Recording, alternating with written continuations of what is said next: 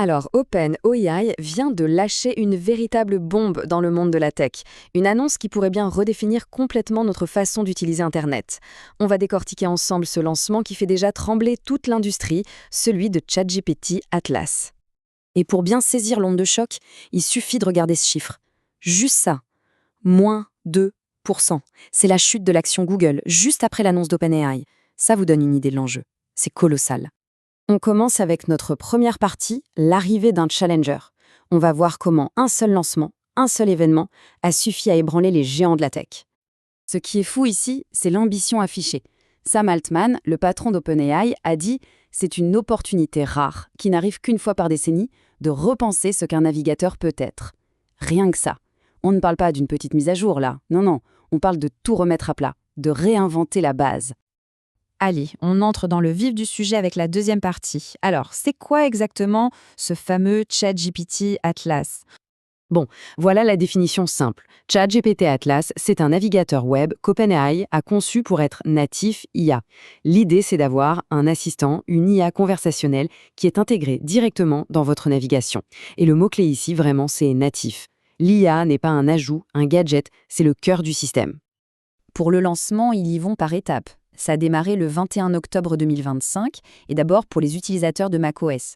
Ensuite, ça arrivera sur Windows, puis plus tard sur Android et iOS. C'est une stratégie assez classique, on s'assure que tout est bien stable avant de le proposer à tout le monde. Troisième point. Et là, on touche à ce qui rend Atlas vraiment différent. On va parler de l'idée d'avoir un véritable copilote IA à ses côtés. En gros, il y a 3 choses à retenir. L'intégration native de ChatGPT, bien sûr, une barre latérale pour demander à ChatGPT, et le plus impressionnant, un mode agent pour l'instant en version test. Et chacun de ces points change vraiment la donne. Alors, cette barre latérale, c'est peut-être la fonctionnalité la plus utile au quotidien. Ça permet de discuter directement avec le contenu de la page web. On peut lui demander un résumé, de comparer des produits, de nous expliquer un passage compliqué, et tout ça sans jamais changer d'onglet. Fini les copier-coller interminables, l'IA travaille directement sur ce qu'on a sous les yeux. Et là, attention, on arrive à ce qui pourrait bien être le futur de la navigation, le mode agent. C'est là que ça devient vraiment dingue. Le principe est simple, on ne lui donne plus une instruction, on lui donne un objectif. Par exemple, organise-moi un week-end à Rome ou fais-moi une liste de courses pour la semaine. Et là, l'IA devient autonome. Elle va sur les sites, elle cherche des infos, elle remplit les formulaires. Et à la fin, elle ne nous donne pas une liste de liens. Non, elle nous donne le résultat final. C'est l'assistant personnel ultime intégré directement dans notre navigateur. On passe à la 4e partie. Parce que oui, avec ça, la guerre des navigateurs est complètement relancée. Et comme on va le voir, c'est bien plus qu'une histoire de nouveaux logiciels. Pour qu'on se rende bien compte de l'ampleur du défi, il faut jeter un œil au marché actuel. C'est simple, Google Chrome domine tout, mais alors de très très loin. Tous les autres se partagent les miettes. Donc OpenAI ne s'attaque pas à n'importe qui, il vise directement le numéro 1 incontesté. Et toute la bataille se joue sur la philosophie d'intégration de l'IA.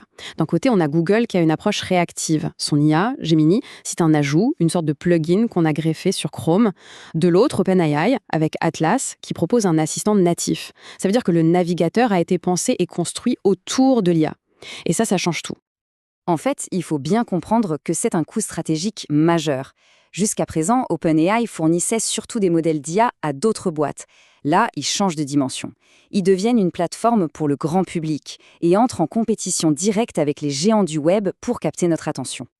Allez, 5e et dernière partie. On va prendre un peu de hauteur et se demander, mais alors, ça veut dire quoi pour l'avenir du web ? Quelle est la vision à long terme derrière tout ça ?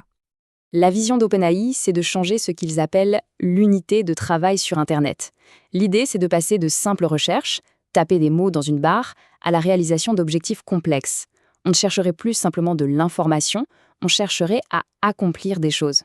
Et tout ça, ça nous laisse avec une question fascinante. Est-ce que l'avenir d'Internet, c'est une conversation ? Est-ce qu'on est en train de passer d'un web de pages sur lesquelles on clique à un web d'objectifs qu'on accomplit en discutant avec une IA ? La réponse n'est pas encore écrite, évidemment, mais une chose est sûre, les règles du jeu viennent de changer.